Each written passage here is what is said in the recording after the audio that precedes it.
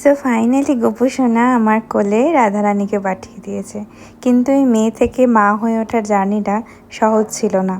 পুরো প্রেগনেন্সি জার্নিটা স্মুথ থাকলেও ডেলিভারির আগের সেই ইঞ্জেকশন আমি কাঁদতে কাঁদতে ওটিতে ঢুকেছিলাম। তারপর ওটি হওয়ার পর সিজারের ব্যথা, পিরিয়ডসের ব্যথা, অ্যানাস্থেশিয়ার জন্য মাইগ্রেন, সব একসাথে নিয়ে সারা রাত জেগে বেবিকে ব্রেস্ট ফিড করানো সব থেকে কঠিন হয় ডিল করা আমার পক্ষে হয়েছে। সেটা হচ্ছে sleepless night plus postpartum depression. এই জিনিসটার কথা খালি শুনেছিলাম, এখন পুরোপুরি রিয়েলাইজেশন হচ্ছে হোয়াট ইজ পোস্টপার্টাম ডিপ্রেশন। সেটা হয়, সবার হয়তো হয় না, বাট আমি খুব ফেস করেছি। এখন অনেকটা ভালো আছি। তবে প্রথম 1 সপ্তাহ বিভীষিকা কেটেছে আমার। অবশ্যই বাচ্চার জন্য সব কিছু, কারণ ও কাঁদলে কোনো মায়েরই, বাচ্চা কাঁদলে কোনো মায়েরই সেটা ভালো লাগে না। কান্না তো